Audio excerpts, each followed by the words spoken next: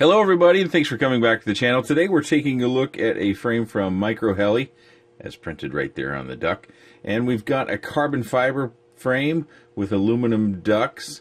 And I'm just going to roll some flight footage down in the corner. We've all seen how the Mobula flies. One of the most important things you probably want to know is the weight. So with the carbon fiber and the aluminum, it weighs a little over 33 grams. For comparison, a nearly stock Mobula 7 weighs just over 27 grams. The carbon fiber piece in the bottom is measuring 1.2 millimeters. So other than the pieces that you see that make up this kit, it also comes, to my surprise, with a Caddx turtle kit. Now this is fairly flimsy. I would be concerned that this wouldn't protect it much or would produce jello, but it is something that you do get in the kit, so I thought I would include it. And this is something else that they do. Instead of including a bag with a bunch of different screws, they actually start the screws in all the spaces that they're supposed to go throughout the kit. Like the little spacers that are down here, you can see those are standoffs.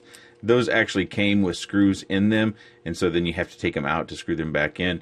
And of course, when we're going from a metal screw into metal, I always encourage people to use thread lock. That will help to make sure that these screws stay in and don't come vibrating out. The assembly process is a little bit tedious because you do have all these screws, and I would say you probably could see in the flight footage, I've got one or more other Mobulas sitting there on the table with me, and I felt that this flew a little, well, it flew a little bit heavier because it is heavier, but I also felt like it made the throttle control a little bit easier, if that's something that you're looking for. I also felt like it flew a little truer for some reason. I didn't change the tune or anything of that nature on it. I just put all the pieces on here and started flying it. I did use the TBS props, and I used those for one simple reason, is they tend to rub on the stock Mobula frames, the V1 and V2. They don't on the V3, which is more of a trash can frame.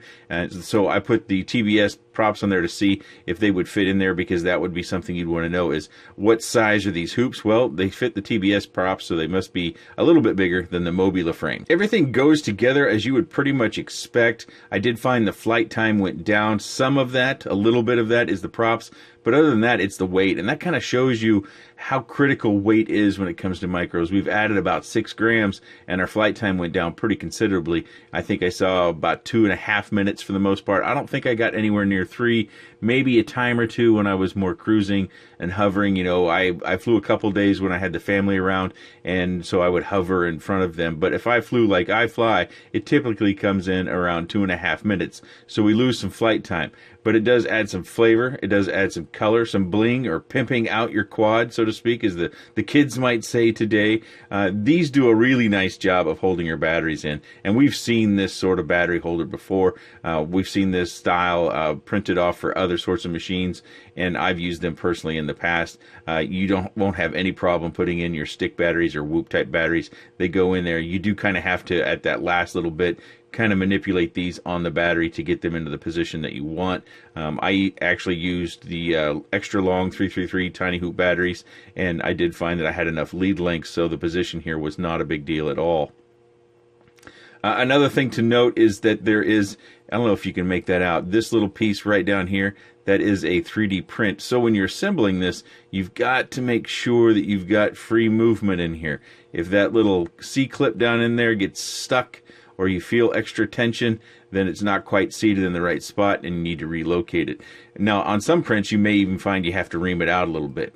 That's kind of a variable printing, but I've only got the one kit to compare it to, so I can't say whether you actually have to do that or not. It just might be something to be prepared for. Some of the truer feel outside of the carbon and kind of the stiffness of everything together, you can see I'm kind of wiggling it here, might be the fact that we've got a little bit of vibration dampening that we might not have had before, and I say might because previously the Mobula came with rubberized standoffs in here, or you actually put them around the posts. I don't know how effective that was, but I thought I would throw that out as a possibility that these 3D printed standoffs might be more vibration dampening than the others, but I can't say that for sure either. Now, one other thing that I was looking at, and we found before, like with the Snapper 7, which had the aluminum or metal hoops, is do they get bent up? That was my primary purpose in just kind of flinging it around the house, especially when the family was around, because when the family's around, I can't really record too much because I never know when they're going to pop out or come in the area or say something to me. So I would tend to just do random test flying when they're around.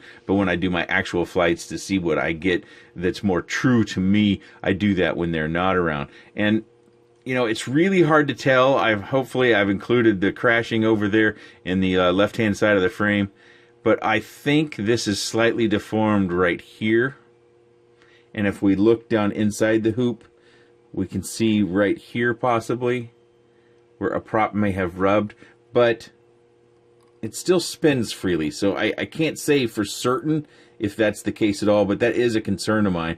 Now, I thought possibly that they'd made it out of a different alloy. Maybe it's not straight aluminum. Maybe they've got some different sort of, you know, special blend of aluminum that's adds some extra durability or not. Again, they didn't disclose that to me, so I don't know. Actually, I didn't even inquire. I just thought I would try it, and if it got bent up. Now, the Snapper 7, when I flew that one around way back when that came out, I did find that that bent fairly easily. Now, it could be that my crashes were just different this time, and so I didn't bend these up.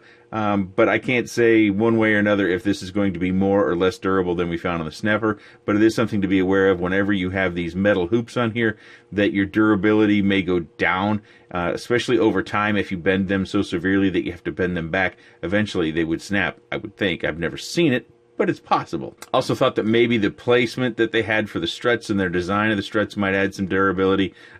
Take a look at it, get it real close, see what you think. Are any others out of shape? I have looked around the ducks to see if I find any more scrape marks from the props, and I really haven't, just that one spot over here. And it doesn't look, I don't know, does it look bent to you over here? To me, it looks more bent over here, but maybe if it shifted everything this way, then the impact comes out over here. Maybe I'm just seeing flat spots where I'm not really having flat spots. You know, like I said, they all spin normally still. I haven't had any problems. I did have one flight where it sounded different. I also had a flight where one of the motors, I think, is going out, where it would just randomly fall out of the air on me. It was not a fail-safe. I actually was able to confirm that on the table when I'd arm it a few times, that this back motor wouldn't spin up normally all the time. So I have a feeling either the ESC on this motor or the motor itself is starting to go out. Also, if you do something like this, I would advise that you take your wires and secure them to the struts in some way so that you don't end up with some extra wire damage. It comes in a nice box, just like this, and I'll show you the label here, so you'll be able to identify which version it is I am trying out. They do have several different flavors. They also have flavors that appear to be printed or plastic. I'm not certain, but they're very colorful. If you're someone that likes a little bit of that flair and flavor to your hoops, it's something that you might be interested in. If you have any comments, questions, suggestions, or otherwise, please let me know in that section down below. I appreciate your time, and thanks for watching.